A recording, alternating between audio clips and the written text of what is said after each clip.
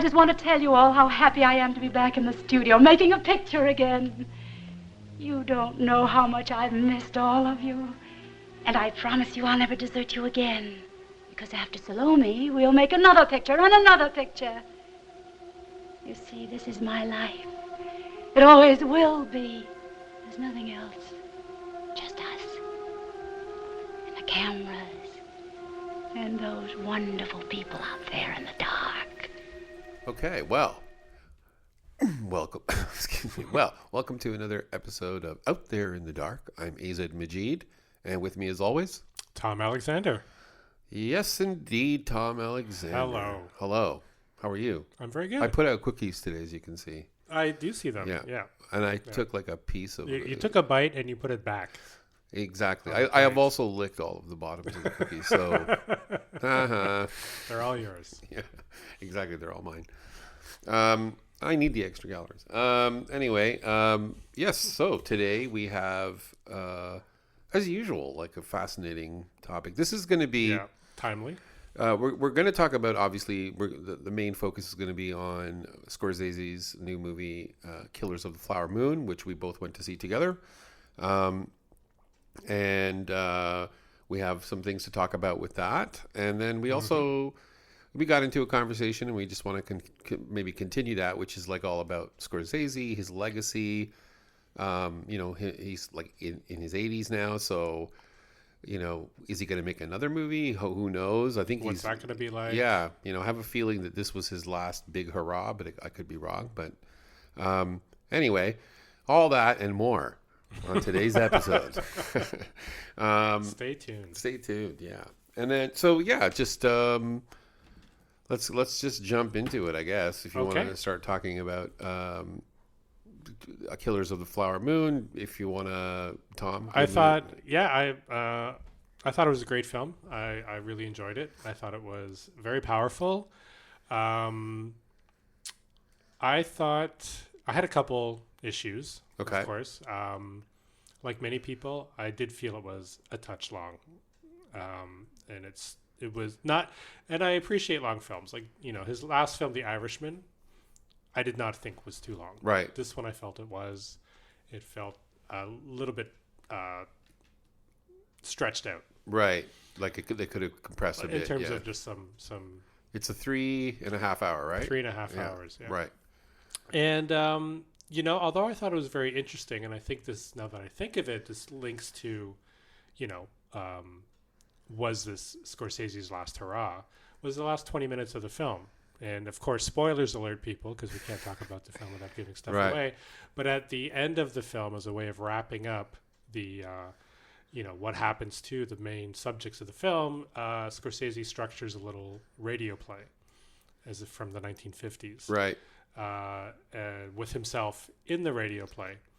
And I thought, as interesting conceptually as that was, it didn't quite work for me. Huh. And I've talked to a few people about this who thought it was a great moment in the film. Myself, not so much.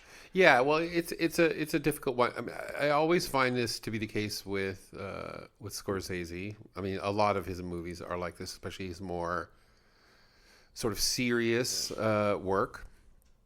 But I've had this experience a number of times with some of his movies, like where I've seen them in the theater and I've been like, hey, meh, pretty good, and then I'll watch them again later, years later sometimes, and I'm just like, what? I missed everything. I didn't even get that, right? And so I certainly got that. I mean, I remember seeing Goodfellas when it came out in theaters. Right. I'm thinking, it was pretty good. Yeah. And same with Casino, which, yeah, I remember feeling underwhelmed by Casino when I first saw it, and then in subsequent viewings going, oh my God. Casino's curse is that it's too much like Goodfellas. Yeah. But when you watch it again, it's not really like Goodfellas. It's not. It's almost like a variation of Goodfellas, like a Bizarro World or something. Yeah. But just that, I mean, for example, something that happened to me when I was younger, because I'm an old man, I went to go see Raging Bull in the theater when it came out. So that was like 81 or something.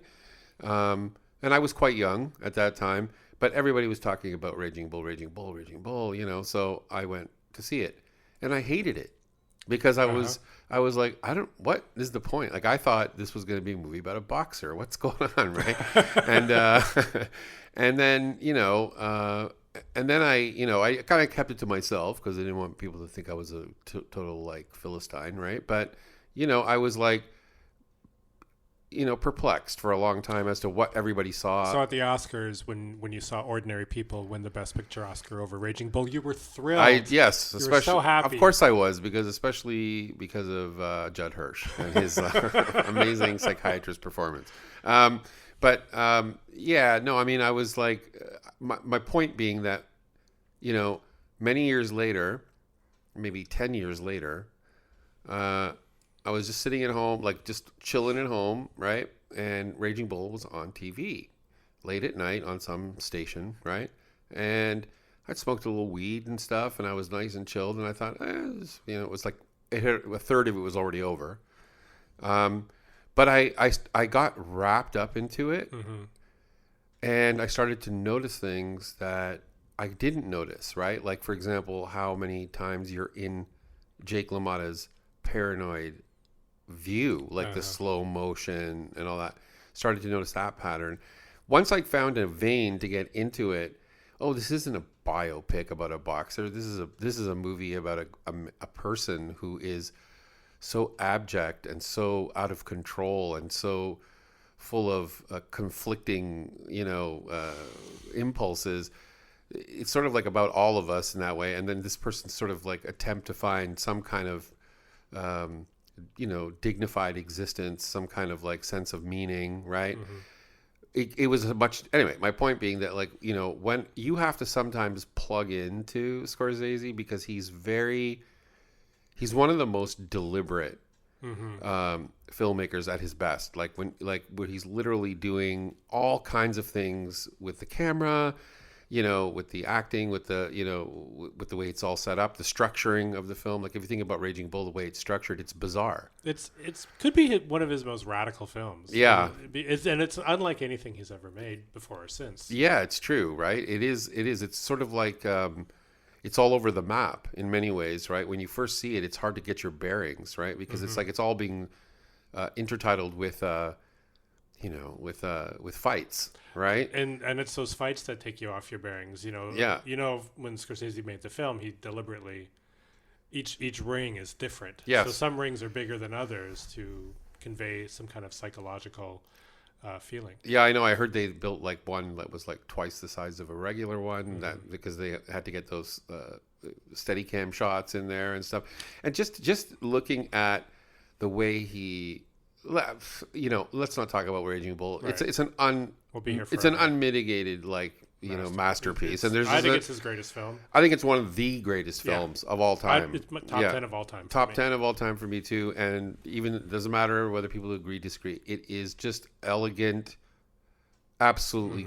Like, it's the pinnacle of what cinema can do. It's the most beautiful film ever made about a complete scumbag. Yeah, about the ugliest human being ever, right? But then it's very, it's all about salvation, right? So, but I feel the same way a little bit with the same thing happened with me to a lesser degree, because I don't think it's as good of a movie, but with The Aviator, which I actively disliked when I saw it. And then when I watched it again a few years later on TV, it was a much stronger film than I remembered, right? So I find with Scorsese, and this is something we talked about earlier, is he's a very modernist tradition style filmmaker. In the out of all of the sort of 70s golden era directors, I find him to be the most in the old school tradition in terms of, he doesn't use a lot of, like, think of something like Brian De Palma uses split screen, right? He doesn't do things like that so much, right? He doesn't use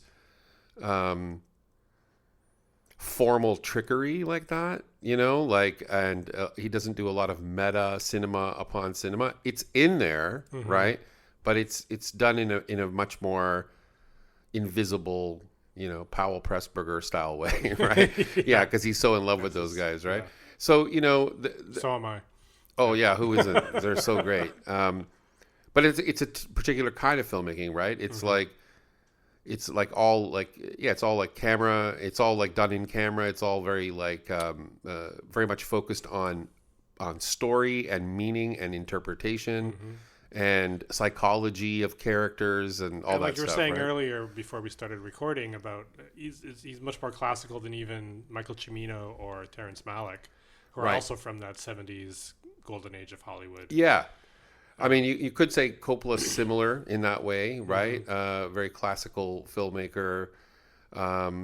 Not always as successful though. So No, his and he doesn't have the relevance that Scorsese. I has think, to yeah, him. I think it's an interesting comparison to me because I think somebody like Coppola lacks the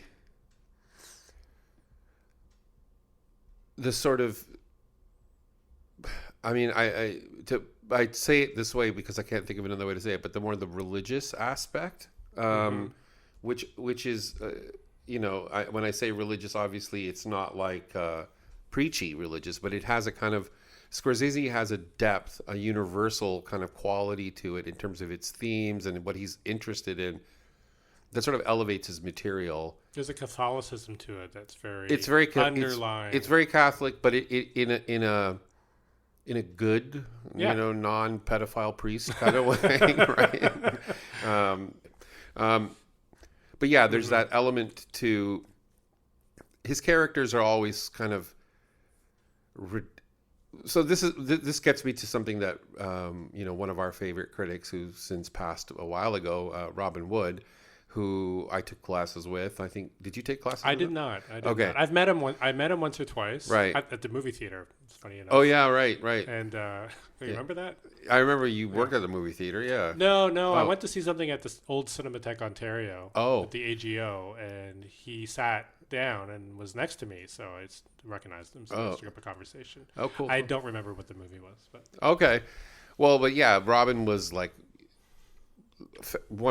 seriously, he was the guy who really got me into movies. Like, I always liked movies. I was taking film at school, but I was like, his courses were amazing. And I've read a couple of books. Oh yeah, he's incredible. So getting to what we were talking about is that Robin Wood, in one of his famous essays on Scorsese, called his work Taxi Driver an incoherent text, right? And so he coined that phrase, and it's something I hear a lot, people throw it around, but it was Robin Wood's phrase, the incoherent text. And what he meant by that was, that there's paradoxical messaging. Yeah. Like, for example, in Taxi Driver, he's a character you both celebrate and condemn at the same time, right?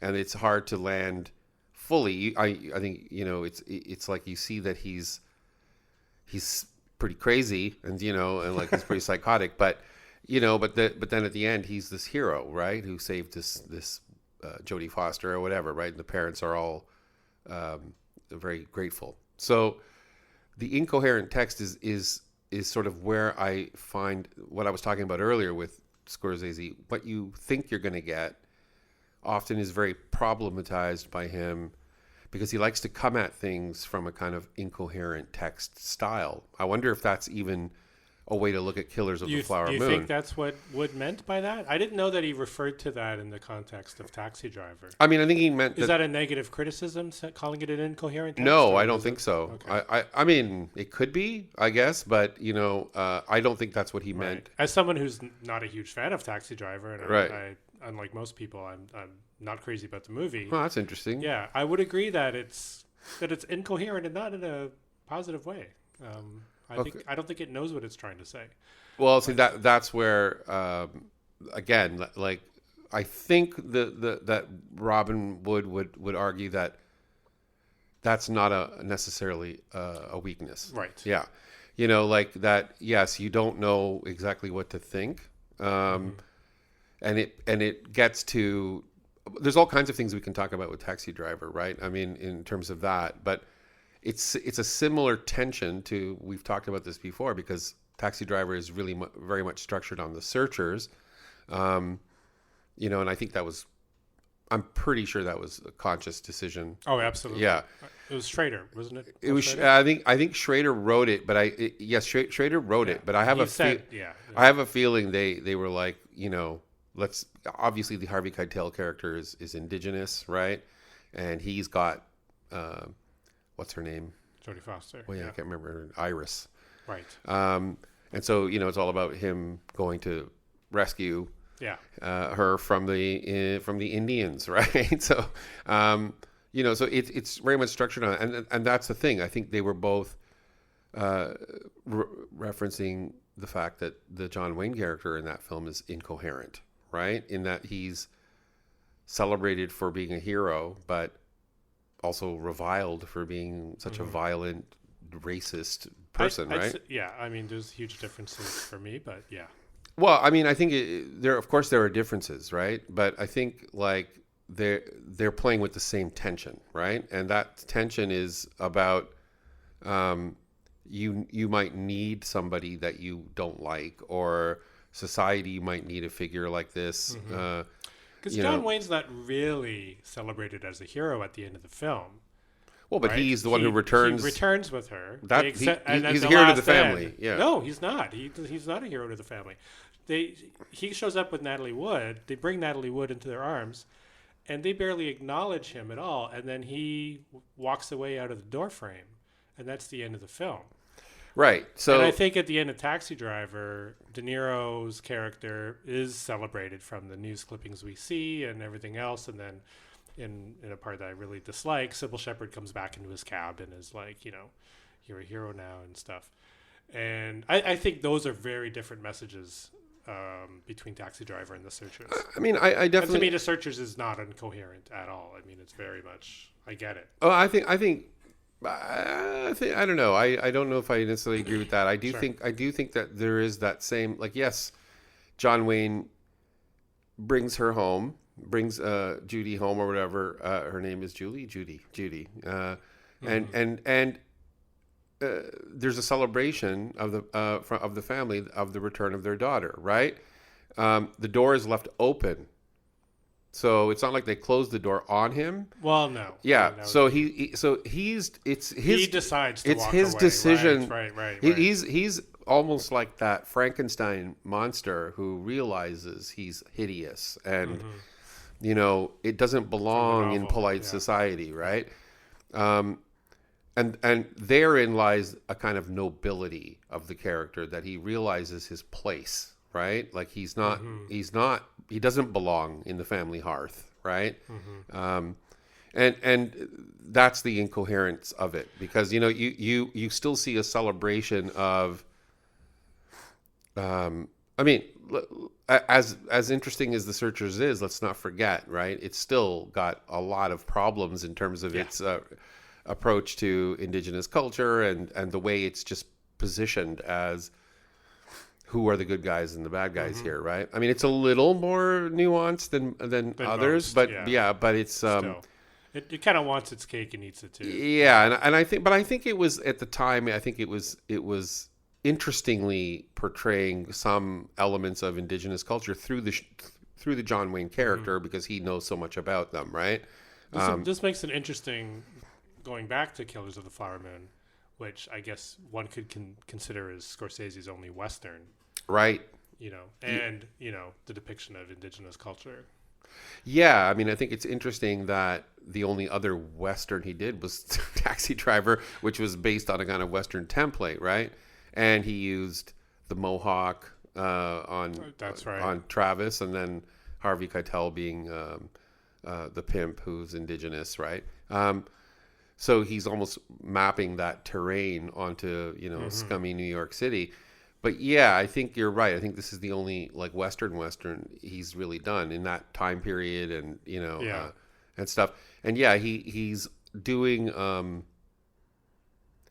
it real justice in the sense of telling it, far almost like and I don't know whether you got this feeling during the movie, but out of all the Scorsese movies I've seen, this one had the least Scorsese feel to me, even though there were things about it that were, I recognized, like obviously Robert De Niro's in it, Leonardo DiCaprio's in it, So these are mainstays of There his were work. little moments. I remember at the beginning, there's a very quick montage illustrating the epidemic of murders happening. Right. That felt like a little Scorsese montage. Yeah, I agree. There were little things here and And there, but the movie, yeah. there's something about the way, and I think it has to do with the fact that the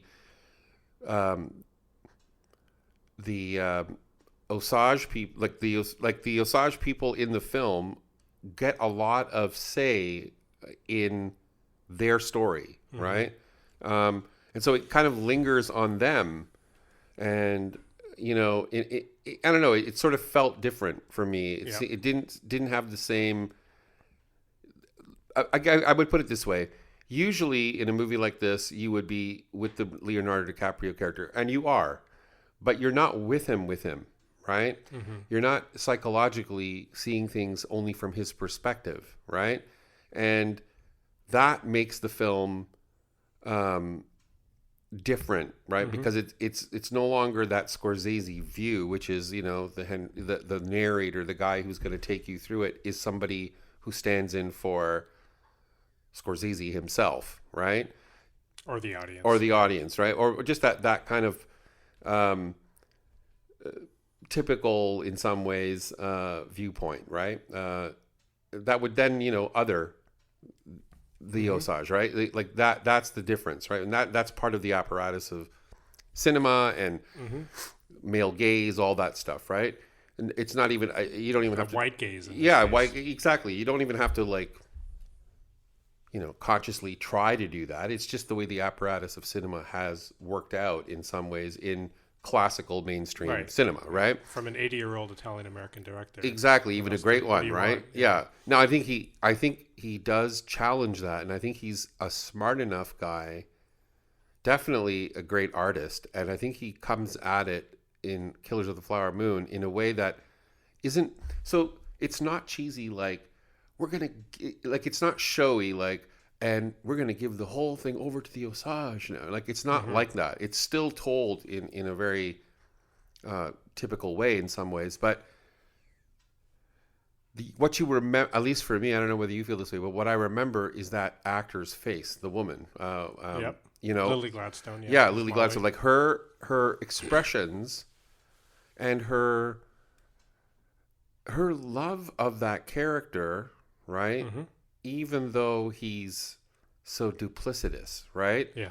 And there's a kind of knowingness, a kind of wisdom in her face where she knows she's making a strange deal here, And it's not that different from DiCaprio's character, who knows he's making a strange deal with his uncle. Right. So that it's true. There's a parallel there, and there's a great scene where De Niro's trying to get DiCaprio to sign away his head rights, right? If and when he inherits them from Molly, right? And you can see in DiCaprio's face, and I do think it's one of, if not DiCaprio's very greatest performance I've seen him give. I agree. Yeah. Where you can see on his face emotions flitting through, where he knows he's screwing himself over. Well, but he can't help it because he has to do it.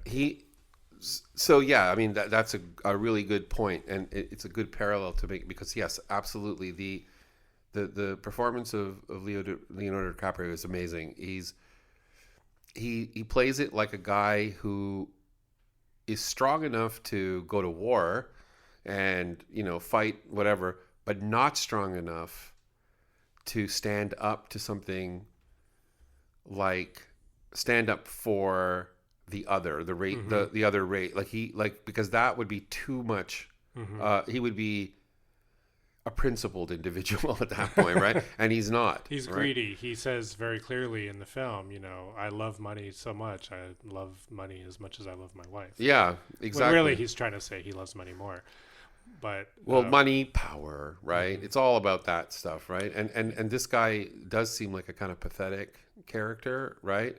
And yet you don't doubt, and this is the beautiful thing about the movie, I think it did it so well, is that you don't doubt that he loves her, right, in his own very sick way, and yet he's trying to kill her, right? So it does open up a lot of areas of why people act so unconsciously, what motivates them to do the things they do. The concept of nationalism and manifest destiny, and that's a much bigger thing than love itself. But she doesn't. It's funny that her perspective on this whole thing is not. It's not like she comes out of there like fighting. You know what I mean? She almost knows. The main the main trajectory of the film at some point is the story of him poisoning her. Like, so she has diabetes, right? Yeah. And she needs to get a shot, and the doctor's been giving her, because they want to kill all these. So before we get started, I'm going to do a little mini synopsis of the movie Killers of the Flower Moon. So basically, this is a story based on a true story. This group of indigenous people in America, the Osage, right? And they end up making a deal for some land. They get kicked off their own land. And then they make a deal to go to Oklahoma, right? They're in Oklahoma. Yeah. And then they basically, they get thrown off their land, and then they make a deal to say, well, we'll take this land, right? And at that point, nothing was happening on that land, and so they were like, fine, you got it, right? So they had the full ownership, head rights, as they call them, right, for that land. And then soon after that, land, they discovered oil. And so the Osage became the wealthiest people in the world, right? The wealthiest per capita community in the world. And they were essentially getting checks. I mean, they had to have a white guy, of course, from the government handle it, which is weird. Guardian. But yeah, their guardian, which is super awful, terrible. But whatever. They were basically living this community of Osage. They were rich, and that brought in a lot of people, trying to essentially destroy them, right, and take their land. So the movie is all about how these friends, these white men who are like the Robert De Niro character, who's like the sheriff, and other guys in the town there are trying to sort of like marry into these families. There's a plot to do that, so that these white men can eventually get what they call head rights, because they're now family, and it's all about this plot that's being done by their so-called friends and lovers, right? And over a number of years, they start killing. Like, there's just the increase of murders of the Osage. It just becomes an epidemic.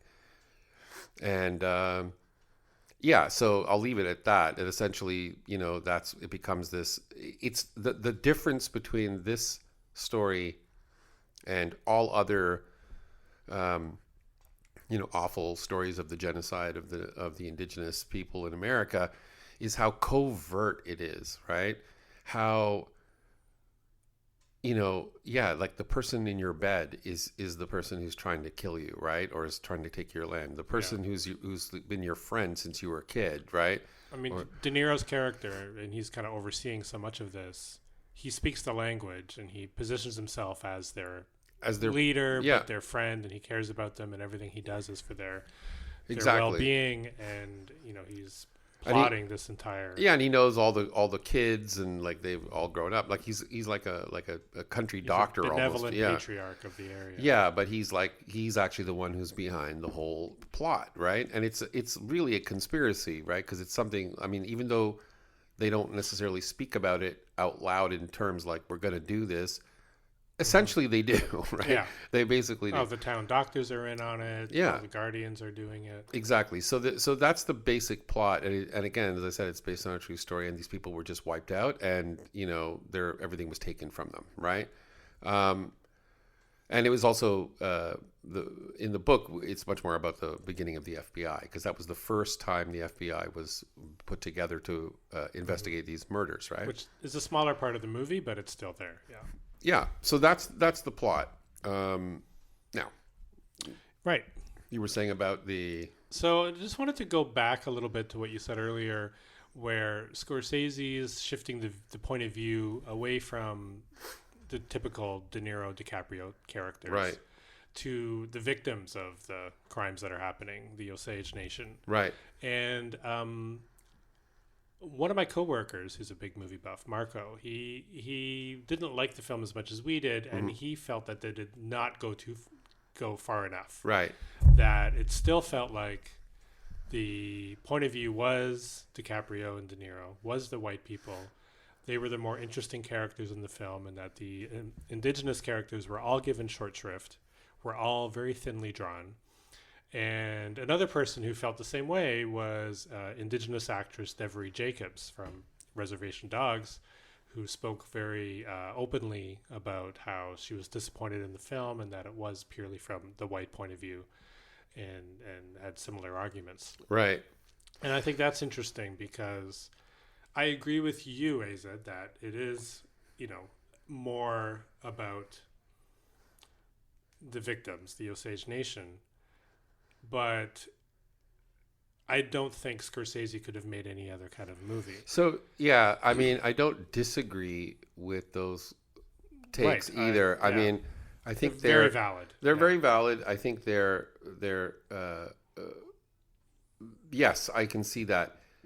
I don't want to be like stretching too much to make some kind of counterpoint here, but my instinct is that, again, because I'd have to see it again to really say whether I fully believe this or not, because I saw it the one time, but my instinct is that what he's not going to do is what I find. So so I would put it this way: there's a way in which you pass the microphone or the camera over to the oppressed or to the marginalized, and say, "This is how I'm dealing with an underrepresentation," giving you the camera, or pointing it at you and telling your stories, right? The problem with that is that a lot of the times that can be very cynical and very corporate, right? Like, just get a few Chinese people in here, get some black people in here, it's basically Friends, but just put a few, sprinkle it, and have them talk in this way and whatever. And oftentimes it can be very cringe, right? Even happens, I think, with a lot of filmmakers of color who make films who also ape the same kinds of, talking points about, what, it becomes an overglorification in some times, and just not a very authentic view. What I liked about what Scorsese did was, yes, he wasn't going to put it in the hands of, I'm doing this movie from the perspective of the Osage, because that would be that's presumptuous. Like, he can't do that. Like, he's not them, right? So he is still a white Italian old white man, and he's going to see it through the perspective of those characters. But if you think about it, those characters are so empty. Like the Robert De Niro character borders, I think, on parody at times. Right. And I don't think that was an accident. I think there is a kind of uninteresting quality to the De Niro DiCaprio. DiCaprio a little bit more interesting because of his paradoxical behavior. But I agree. But what I remember more than anything is her. Right? She seems to stand out the most for me. Sorry, I forgot her name. It's okay. Lily Gladstone. Yeah, sorry. And I think, she kind of, it's not that we're seeing everything through their eyes. It's that we're seeing what's being done to them through an identification with the other side, but not in a good way. Which kind of implicates us as well. It does. It does. It sort of puts. Yeah. So it's not just about like, well, the way to solve a problem is to give it over to the indigenous actors and not have Scorsese direct it. Right. I mean, that's fine. If somebody wants to do that, they should. Right. Yeah. If another filmmaker made the story, would it be? Yeah, they should. Right. If they want to. Right. But for this one, I don't think it's. Yeah, I think what he's doing is like, you have to ask yourself, but without saying, oh, we didn't get to hear from these characters enough. There was only 50% of this person and 60% of this person. So that's one set of metrics you can use. But the other one is the emotional impact of the movie, right? What are you learning from this movie, right? And I think that's the real proof of it, right? If you're going to identify from the white male sort of Euro perspective, you would expect that perspective would glorify the white male perspective, or at least apologize for that or something. But that doesn't happen here. No, I agree with you. I also disagree with the notion that the indigenous characters are more thinly drawn. I mean, to me, I mentioned earlier that I thought it was DiCaprio's greatest performance, but Lily Gladstone, amazing, completely anchors that film. Yeah, I agree. I mean, just give her she's definitely going to win. Give her the Oscar now. Yeah, give her the just give it to her now. Yeah. And her character was very richly drawn, I thought, and as were, there was a tapestry there. I thought so too. And I thought the depiction of the female unit, her and her sisters and her mother, was really interesting. Yeah, they felt much more cohesive as a family than, say, De Niro and his son and his nephew, which clearly are extremely fractured and dysfunctional. Totally, that scene of corporal punishment that's really bizarre. Yeah, it's like they that's a really good point, because the concept of the indigenous population, we always tend to think of that their society having a lot more rituals, right? Rituals that give meaning. And even in the film, there's the scene where the grandmother sees the owl. No, that was amazing. Oh, such a good scene. And at the end as well. Yeah. And, it's like you're getting this kind of this sense of what they think is important, right? And the rituals that are engaged in with the De Niro DiCaprio group and their family are all empty, kind of ersatz kind of family dynamics. They don't care about each other at all. No. It's rooted in violence, really. It's violence, manipulation, brainwashing, gaslighting. It's all about that, right? And you see that a little bit with the mother, with Tantu Cardinal's character, where she seems to be a little bit manipulative of her children. Right. In a way that we can all relate to. But that's just part of what a family does. Together, they still seem very much like they're a family that you identify with more than than De Niro's family, I think. Well, yeah, and I mean it's fascinating the point of view the film takes. Well, yeah, and it's also fascinating that the De Niro DiCaprio, there's no female figure in that dynamic, in that family, right? Whereas in the Osage community, it's almost all women. It's like a matriarchy, and even the sisters who are married to white men, it's the women who seem they are the dominant for sure. You see that, they are in control because they have the money, right? And for these guys who are even the Leo character is sort of like a lapdog to her, right? Yeah, especially the other male character, who marries one sister, and the other sister. Who's just a complete sop. I mean, yeah. Yeah, and then you think, and I remember thinking this during the movie, and I was like, well, is he trying to say that these women are stupid, and that's why they don't realize these guys are after the money? But I think they totally know. Yeah. It's like for them, it's like, well, this is the deal, right?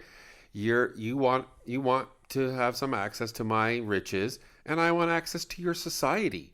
I want to be allowed to enter, so to speak, right? Yeah, and I think the Lily Gladstone character even speaks that at one point about DiCaprio. I think one of her sisters says, well, isn't he just after your money? Yeah. And she's like, well, yeah, but he's also... It's like that's the thing. They're as much as we think, oh, these women, they're being taken advantage of, in a way, they kind of know what the deal is, right?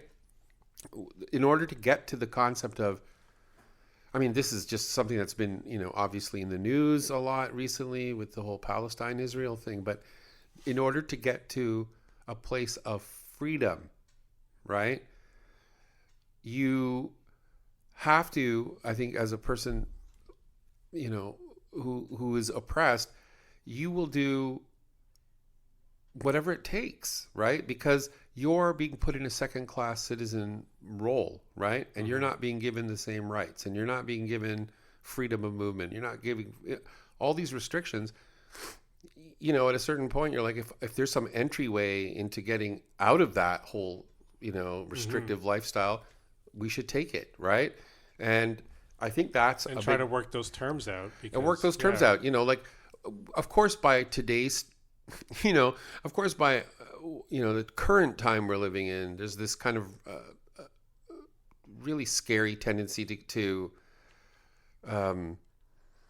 play with history, and then do a bit of revisionist history, right? Which is like the Bridgerton thing or something, where it's like, you put the black characters and you don't mention anything about racism, right? Right.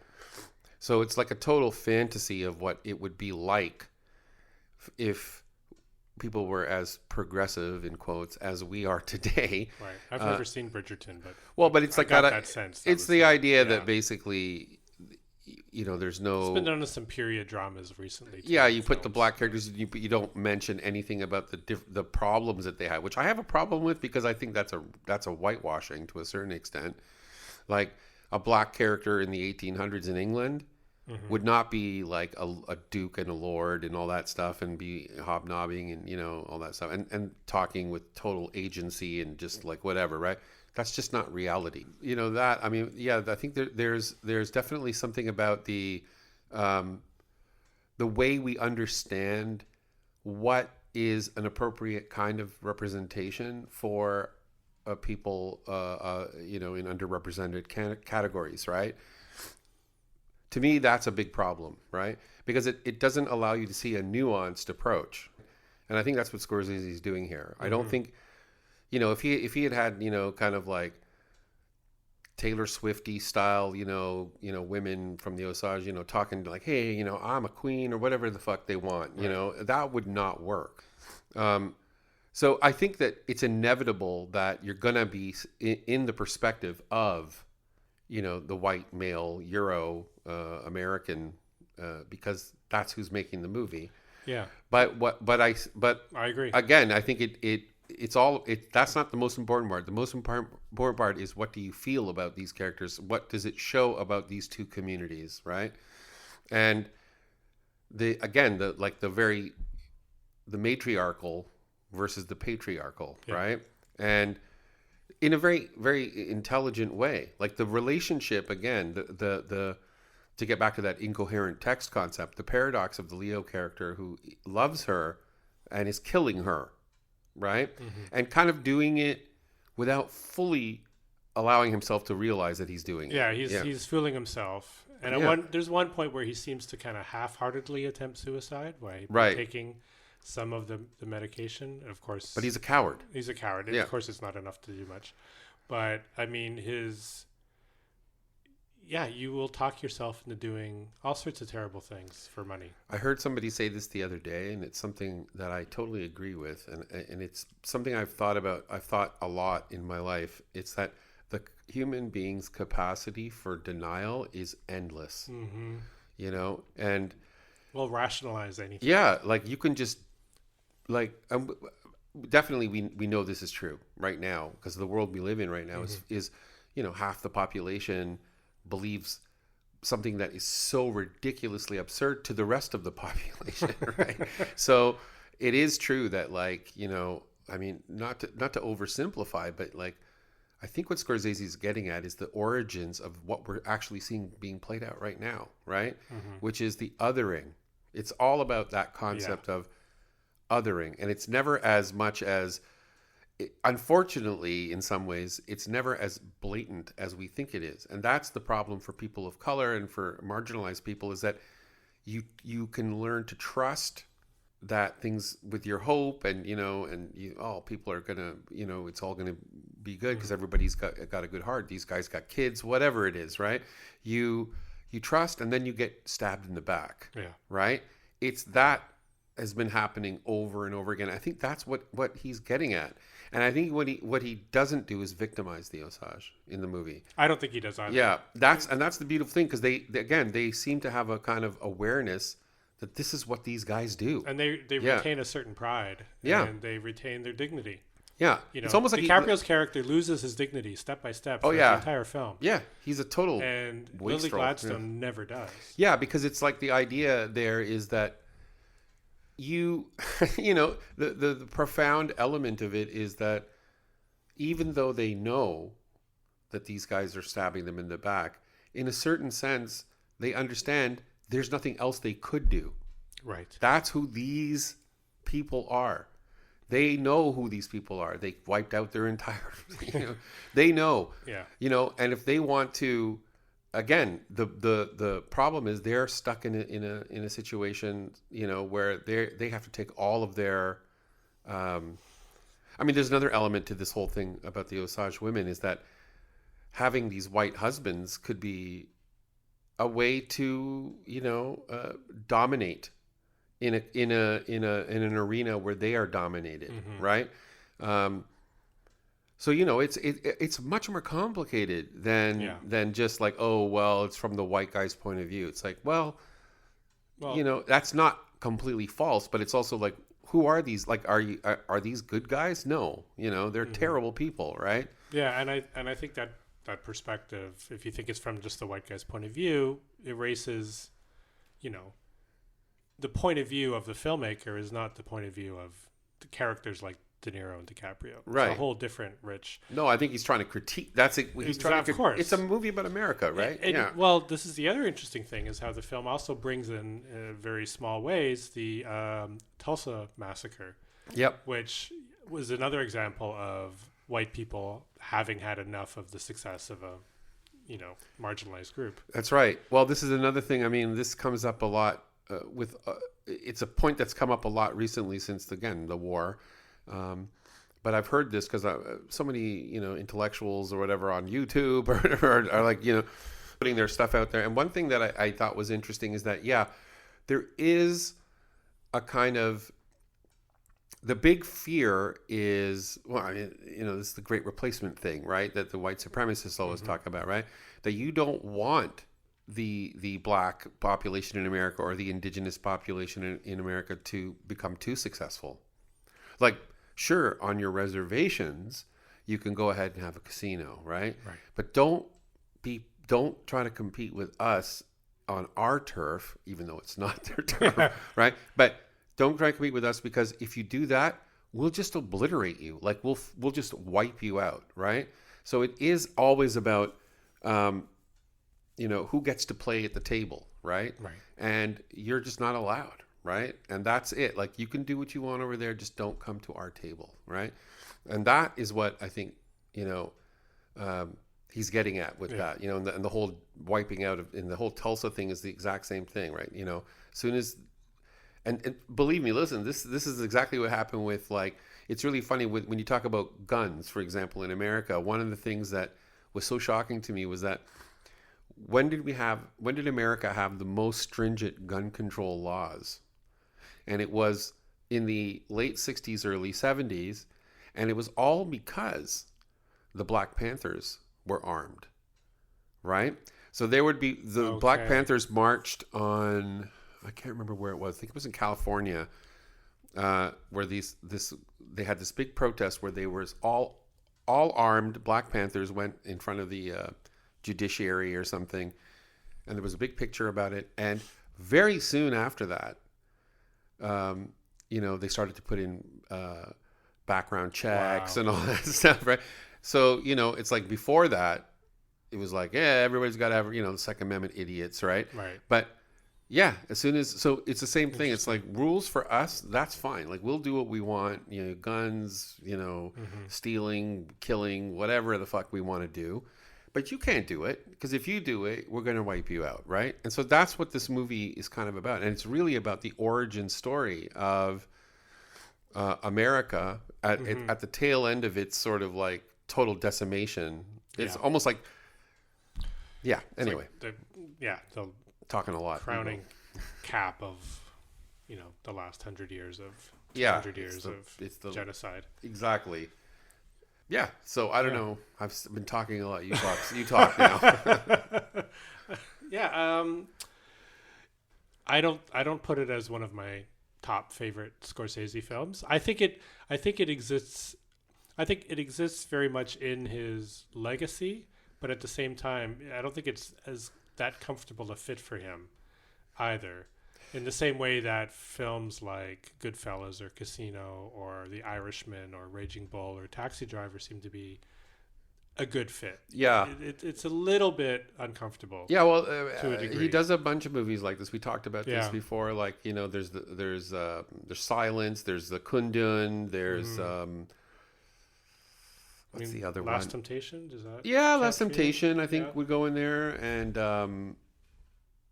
I mean, I'm forgetting a few. I'm sure there's these ones Shine a that, Light.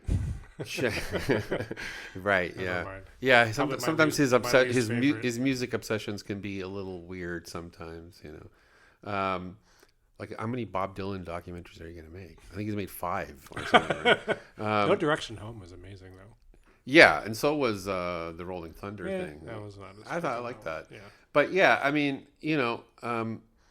I guess what I'm saying, to sort of like talk about Scorsese a little bit, just as a filmmaker, he does do these detours every once in a while, away from his sort of New York Italian, sort of stuff. I mean, I even you could think of something like Age of Innocence as being sort of outside the usual, right? Yeah.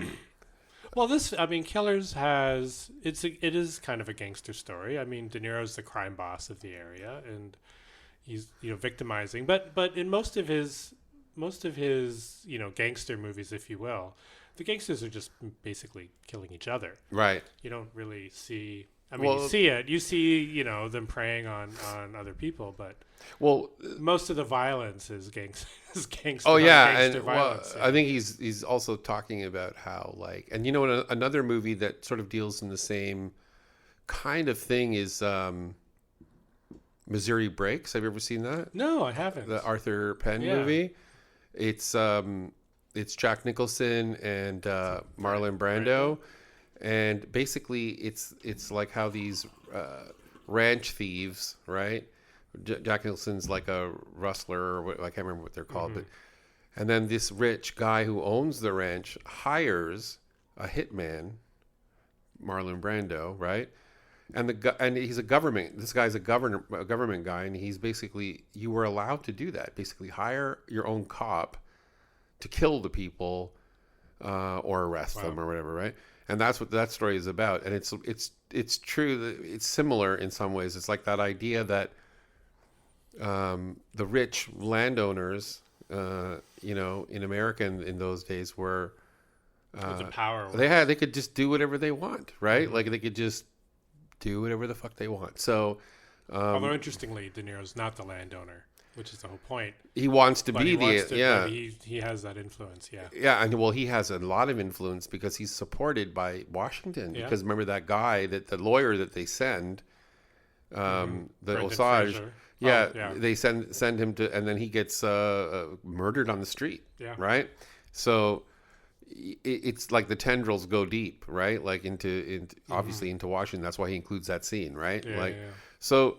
Yeah, I think that he does this. I don't think he's always. I know what you mean about he gets uncomfortable in these.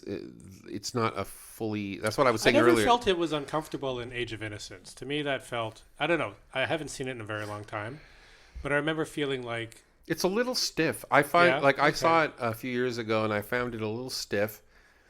Not in a way that like Room with a View, like. You have stiff characters, but the film wasn't stiff. But the film seemed a little stiff, like it's a little too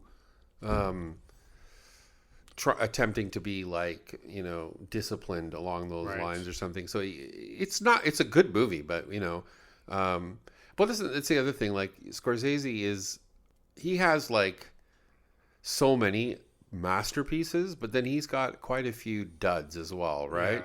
Although his duds are always interesting, and They're always pretty I think interesting. you could argue that his duds are sometimes Yes. better than most other films. Yeah, like, the one that I really disliked was Gangs of New York. Yeah, I was gonna say too. Yeah, Yeah. that was one of my least favorites. Because it was disappointing, right? Like it was giant and sprawling, and it had good characters, and it had hammy and over the top. but it was like really over the top, more and like a Coppola film than a Scorsese. exactly, yeah, it didn't have the depth. I mean, you have that great Daniel Day-Lewis character, but the whole thing can't ride on that, right? No.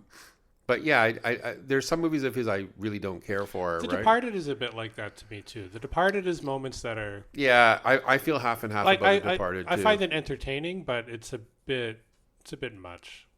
Yeah, and it has that terrible ending where the rat runs across the. Well, Jack Nicholson is way over the top. Yeah. But yeah.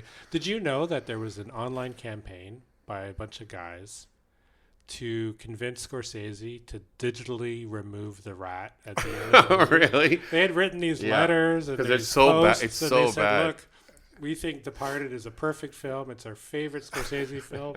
But the one thing that's wrong with that movie is the rat at the end saying he's a rat, like, obviously.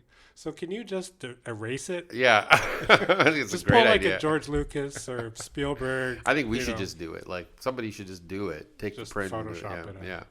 Yeah. Yeah. So like there's that one. Like I was looking through his like IMDb. There was like quite a few. Quite a few mediocre films. I think for me, I like his period from the early 70s a lot. Should we go one by one and just do a very one word, 2 word, just to entertain our listeners on? Yeah, let's do it. We'll do speed dating. Okay, I got a list on Wikipedia here. Okay, you go. I haven't seen them all, so we'll see. Yeah, Okay, starting in 1967. Who's that knocking on my door? haven't seen it. Haven't seen it. Boxcar Bertha. Seen it. Haven't seen it. It's meh. It's sort of like like a cheesy version. I think that was on the poster. Yeah, meh. Rex Reed. It's like a B version of Bonnie and Clyde kind of thing. Right. Yeah. Okay. Mean Streets.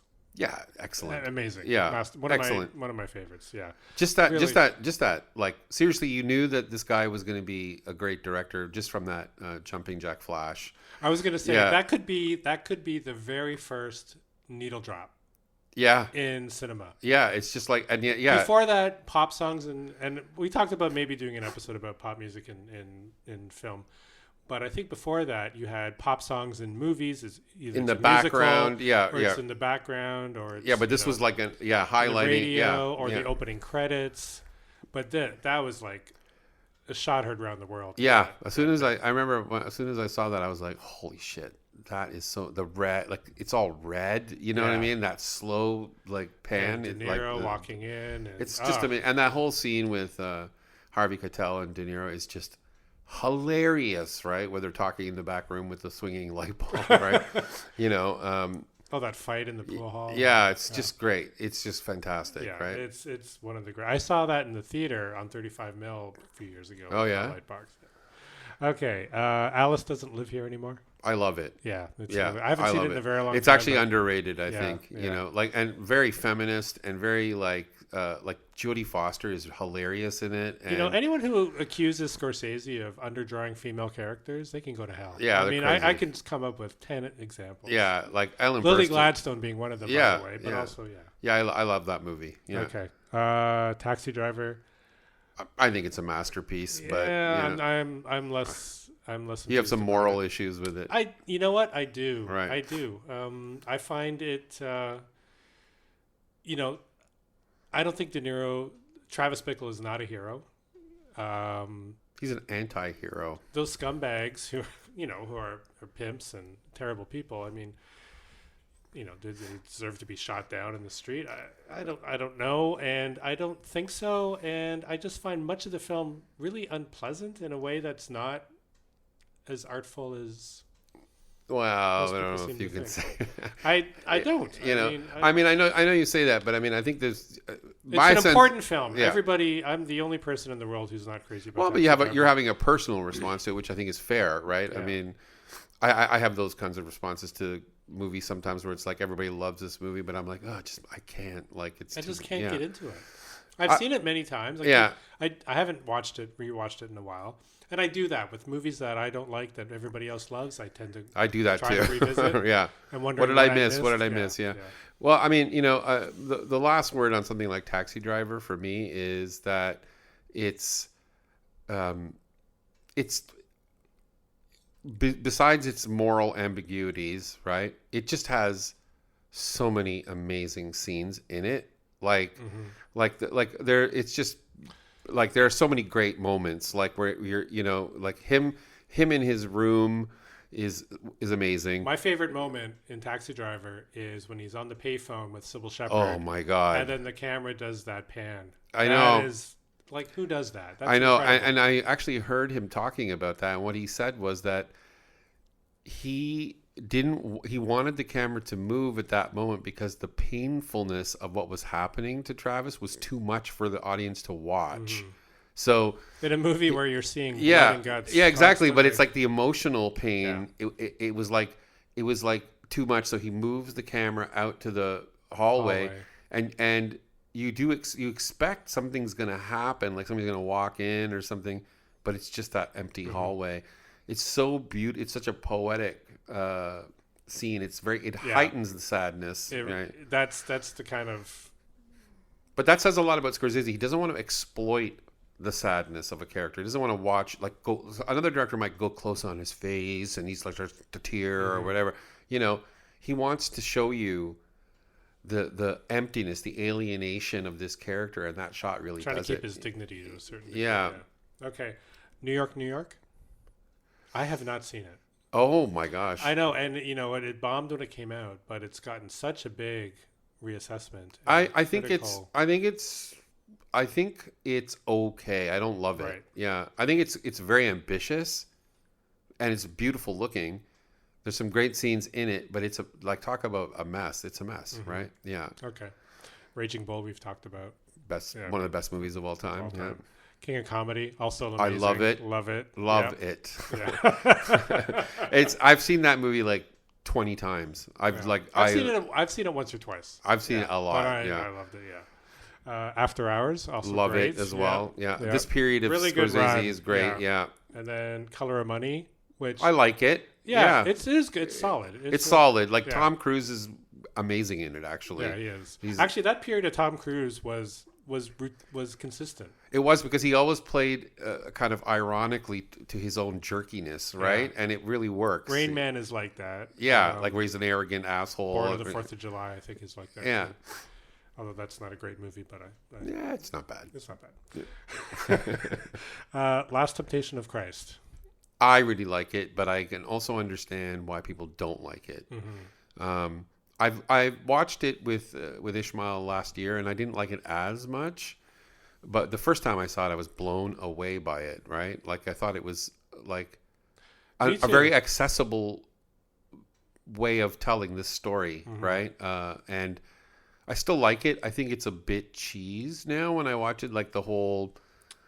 Rock guitars and stuff like that. Yeah. Sometimes it can be like Peter Gabriel music. Yeah, but then there's like even like other stuff in there, like just the Bronx accents and stuff like that. I understand why he's doing it, but yeah, it's not going to work necessarily. Yeah, I agree with you. I think I've seen it a couple times, but I haven't seen it for a very long time. And yeah, the first time was like, wow, this is like so audacious. I cried. I cried at the ending of the twice I saw it and I cried at the end because the way he tells the story, you can feel Scorsese's passion for the story, right? And for Jesus and for really trying to like relate to Jesus on a human level, right? And it's beautiful in that way for sure. Yeah, no, I agree. He followed this up with Goodfellas. I didn't know that.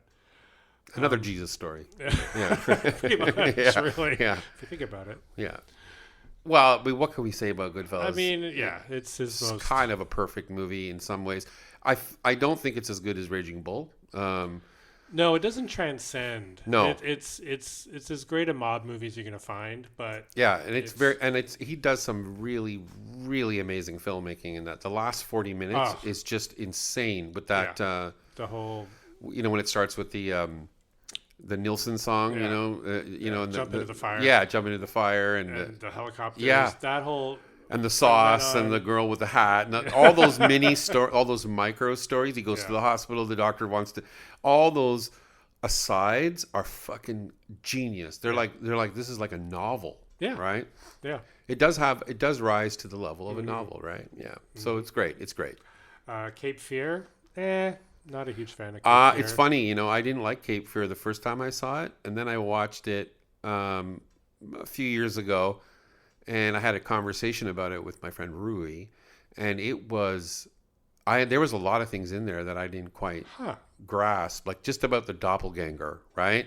Like that whole concept of, like movies like Face Off do this as well, where the fantasy elements in it are kind of like an expression of the main character's projections, right? So he's really the one. Like if you think about the Nick Nolte character, is the one who's like slipping into his daughter's bedroom at night, or he's he's trying to do things. So I rewatched the Scorsese version a few years ago. My opinion of it didn't change much. I was iffy on it. A few weeks ago, I rewatched the original Cape Fear. Right. So the doppelganger thing is so front and center in that film. Yeah. I don't know if you remember. I do. Yeah. Where Gregory Peck is. It's very explicit where Robert Mitchum is like, well, you're the one acting like a criminal. Yeah, me. Exactly. You're the one trying to hire people to beat me up. And you're the one, But I think he does it in a good. I think that when you follow it through that line, where you think, is this guy real, or is this guy like a figment of this guy's imagination, or is was he real? But then he, whatever. Mm-hmm. It's like the Frankenstein, Dr. Jekyll and Mr. Hyde thing, right? It's like the other side of this counselor, right? And when you look at it from that perspective, it's actually pretty. It's a pretty deep movie. So I give it a much higher rating. Well, I think we can both agree that the greatest version of this story was Sideshow Bob in the Treehouse of Horror. Yes, when he strapped himself to the bottom of their car. Yeah. That is transcendent. Yes. Okay, then Age of Innocence. Total opposite of Cape Fear. Yeah, again, like I haven't seen it in a long time. I remember liking it. Beautiful. Yeah, absolutely beautiful. Good movie. I think good. Yeah. Okay. Casino. I Casino is kind of like a flawed masterpiece for me. Like there's things about it that I think it's too long, all that kind of stuff. But I swear to you, I think about these scenes, like this relationship a lot, and it's that whole Sharon Stone, James Woods, that whole subplot is just fucking, because you're like, why is she with that? Like, it's that completely like, what does she see in this guy? Like, because she's so cold and indifferent to him, right? Mm-hmm. And rightly so. He's shit, right? But he's a completely awful human being. But that whole like that sick kind of like so greasy, weak and like failure kind of guy. But she's almost like she's attached to him like she's mothering him or something, right. And so that whole thing was great. And there's other great scenes in that, like of course the famous Joe Pesci blowjob scene. just do it, like quickly. Can't you hear me knocking scene near the beginning and getting buried alive. Kundun I have not seen.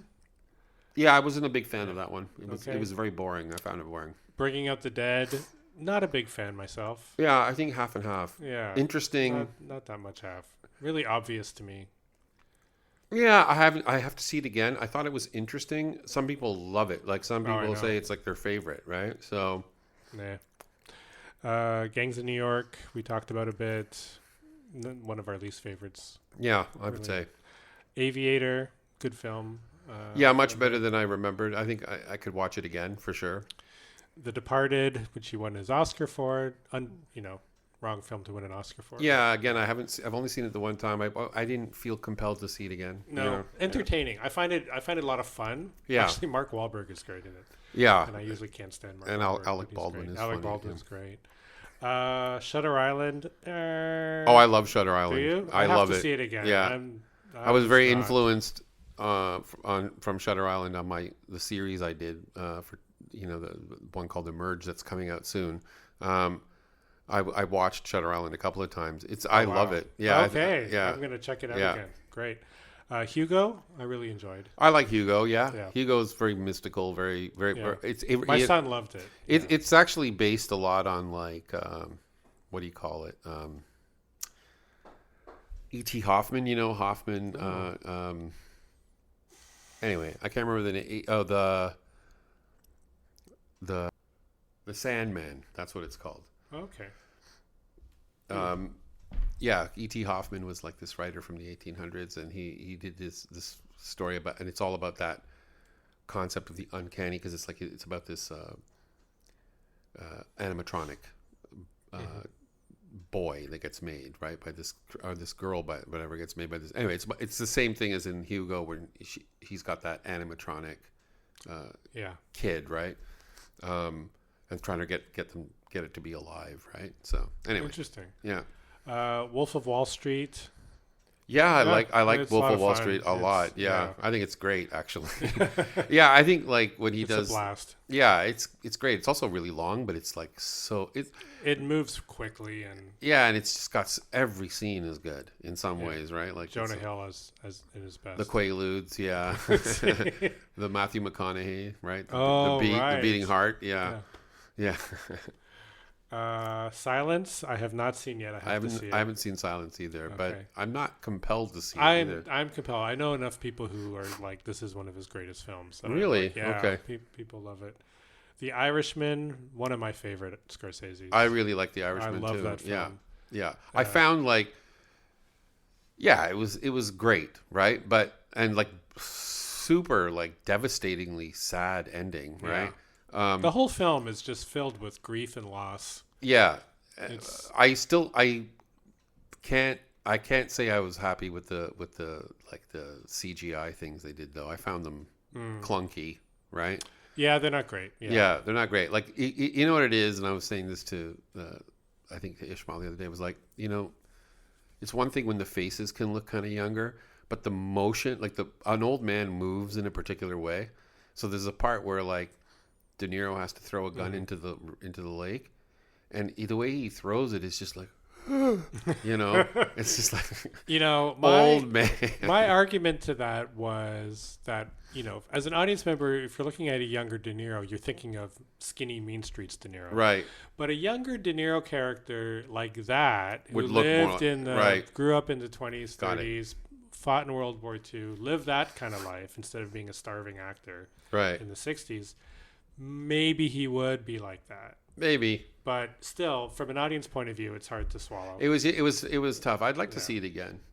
I've seen it a few times. Okay. I saw it in the theater, and I've watched it at home as well. And cool. I think it's one of his best films. And then Killers of the Farm. Right. So again, as I said, the sort of the 70s up until New York, Raging Bull through to I would say Cape Fear for me are like. That's it. Right. Like that's his greatest achievements. And this is what I was saying to you before. Like the legacy of somebody like him, and this is just me speculating, right? But I get the feeling that he's the kind of director who is going to sort of slide into oblivion faster than others. And I mean, part of that is. Look at all the backlash he got for just saying that he didn't like Marvel movies, and they were like theme parks, right? It's like I saw like 100 articles about that, and like the MCU wrote back to him, and there was like all these fights and stuff. Well, that happened. Friedkin did the same thing. I mean, everyone gets all upset because they just speak the truth about these terrible movies. Yeah, and I think it's like that opens up the floodgates, right, for the younger generation to go, who's this old guy? Like he doesn't understand, right? He doesn't, and then they watch his movies and they're gonna find every little thing wrong with them, right? Because again, didn't even one of the Russo brothers do some weird? Who? Joe Russo, who did the Avengers movies with his brother. They did. He didn't do some weird YouTube video or where he was like, that's true. I don't know. I mean, it's funny because, when I talked in my job, if I talk to film students, so when I was a film student and when you were a film student, Azed, we were getting into French New Wave and New German cinema and, contemporary filmmakers like Tarantino and Scorsese. And, Right. And I talk to film students now and they're just watching the Marvel shit. Yeah, that's the thing. Like this idea of they don't know. They won't buy it. Like kids today will not buy like, oh, these guys are like, that's just all part of the patriarchal like concept of like, white male directors. God, what's more patriarchal than a Marvel movie? Oh yeah, well, as long as they got the strong female lead, well, right? The Marvels just opened this weekend, which is all female. But, right. Yeah, but that's what I mean. That's cynical. Like I just think that's playing to the, I don't like any corporate virtue signaling. It's bullshit, right? But yeah, I think like that the idea of that modernist approach, which is, there are grand sort of narratives or things that we take meaning from. Like art is, but this is a bigger conversation just about what movies are to us, right? And art. What is art to us, right? And I think I think this is going to be short-lived. I hope, but I've noticed in the last 20 years, 30 years, maybe, that the position of art in our world, right, in terms of it being something that generates real meaning for us, has really waned because the role of art is now become something like content, right? It's all about something to sell, something to brand, or to sort of like in a cheesy way, kind of like do twists in movies. I've argued with people who go to see the Marvel movies, and and I talk about how what I didn't like about them and about the films I do like, and one thing I hear a lot is, oh well, I just watch them because I just want to be entertained, right? And it's like, and that speaks to is that what we do with art now? We just want a distraction from our daily lives. We just want to be entertained. We just want. I think it's something that's, and I think people, take a crap on movies that are provocative and challenge and are difficult and nuanced, and the incoherent text. That's the whole thing, right? It's not where we are right now in the zeitgeist. And I think that's a lot to do with just the just how inundated we are with content, right? And how much there is video out there and just, different kinds of things. What catches people's attention is what matters, right? It doesn't matter to me. Which is the biggest, loudest, with the biggest marketing campaign. Exactly. It's like, when I was a younger person, you would take pride in being able to understand, maybe like a more difficult to understand film, like a Bergman film or something, or a Fellini film. I remember in film school, rushing out to go see like The Doom Generation by Greg Araki. And then I could like go back to York Film on Monday and tell everybody. Yeah. And everybody would be like, "Oh man, wow, awesome!" Yeah. I mean, I think is that happening now? No, I mean, and I think that's the thing. Like, they're like are films like that even getting made? And if they are, they're just vanishing. Even when I was at film school, and that was in like 90, 91, 92, right?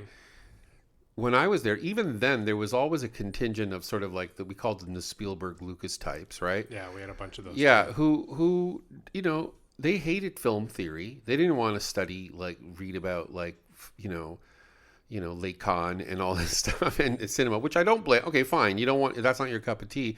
But they didn't have any sense of the larger meaning of cinema, right? Beyond, cool shot and let's make like a Spielberg type, Jaws type thing, if they could. But, my point being that, it's true. We can't, well, I don't know. This is a big topic because, if you think about it, the way we watch movies, the way we relate to art has a lot to do with whether or not we appreciate a truth teller or not. Right. Right.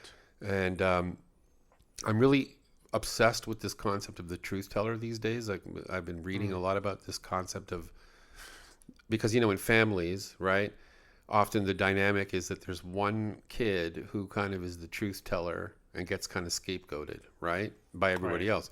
And that's because it's kind of the court jester type of... Well, just the person who sees through whatever the narcissism of the parents is, or whatever the what's not being sort of talked about, right? The elephant in the room kind of thing. And that character can often be considered like blunt and very like difficult to take, and an asshole and that stuff.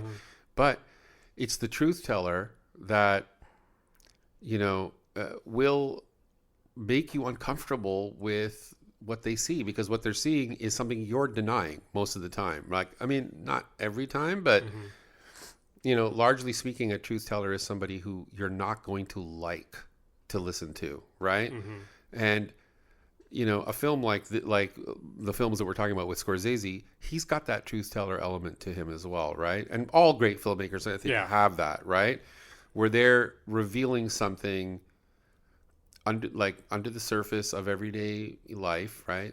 And it's not just like, it's not just like, we're repressed because we have to get along in society. It's like there's darker shit going on. Again, you don't know what you're capable of, right? What do you really want out of life? Art should make you uncomfortable, and there are still like the Michael Hanekes of the world who are making. But he's been around since the they're 80s too, right? Challenging stuff. I mean, again, these are all guys. If you ask all of these guys, Scorsese, Coppola, De Palma, even somebody like Haneke, or some of the other European filmmakers, Kieslowski or whoever, right? They're all going to say that they were influenced by Hitchcock. All of them. Yeah. Right? Whereas today, I think to even admit that you watch Hitchcock is kind of like, oh, you're old, right? You're an old school dude. It's crazy. Yeah. I mean, even if you go back, watch like Potemkin. I mean, you're looking at something that created film editing. Yeah. Literally. Well, I watched, I'm not, I know people will probably think we're being pretentious, but the truth is. But these are also entertaining films. No, they are. Like, I swear, I watched over Halloween I was watching a few, sort of scary movies, right? So, not really scary, but just more thrillers. But I watched Dreyer's Vampire, which is a silent movie, basically. And it's incredible, right? Like, those kind of, I'm sorry, there's something about, I'm going to sound like the oldest man in the world, but there's something about those silent movies even, right? Yeah. Those early silent movies that are, by these geniuses, who knew how to tell a story like that. Yeah. And just so beautifully done, right? It is. I find it very hard to convince people to watch silent films. Because they don't have the attention span, it's difficult. And I understand that because you got your phones, you got it's on the whole thing, right? But slow living kind of concept, right? Like you want to get to a point where you watch something and it always happens for me. That's why we have the Criterion channel, right? Again, people might say, oh, that it's pretentious, right? But it's like, well, I watch so much garbage, right? So much Netflix, this and that, and you're it's all fine. Once in a while, you'll watch a movie on Netflix, on Criterion, and you'll just feel like, oh, I'm going to think about this movie now for 2 weeks, right? It's just going to be in my head, right? It's amazing. I mean, I had a girlfriend once who was half Indian, and she liked movies, and I showed her Padar Panchali. Oh, I love that movie. Right? Yeah. It took us 4 hours to watch Padar Panchali because she had to keep pausing it to talk about the movie. Well, that's not so bad. It was amazing because it's one of those things where it's like, well, I'll show you this movie, but you don't know, black and white Indian film that, Yeah. And, this was someone who was whose favorite movies were The Fast and the Furious. Yeah. And, and she just transforming. Well, I mean, it is a transforming film. It is. I mean, that's just a gorgeous film, it's right? Just perfect. Yeah. I mean, that's the thing. I can tell you right now, I mean, 9 out of 10 film students in a film class right now, you ask them what Padar Panchali is, they won't know. But everybody in our film schools would have heard of that Yeah. movie, right? Yeah. So, yeah. Their Pathanchali is like Pulp Fiction. Yeah, exactly. That's the old. Remember that old chestnut Pulp Fiction? Remember the gimp scene? Oh, warms my heart. Yeah. Okay. Well. Okay, well, on that happy note. Yeah. Always end on the gimp is what I So say. remember, loyal listeners, watch your old movies. Yes. Well, we should start making them. recommendations to our listeners. I have a coworker who I'm always recommending old movies to, and she watches them over the holidays and stuff, and she comes back and it's like, wow. Okay, well, let's say that next time we get together, let's before we start our topic, we'll each bring in an old movie that we want to recommend. Great. Okay. Great idea. And with that, thank you, everybody. Thank you. And we'll see you out there in the dark.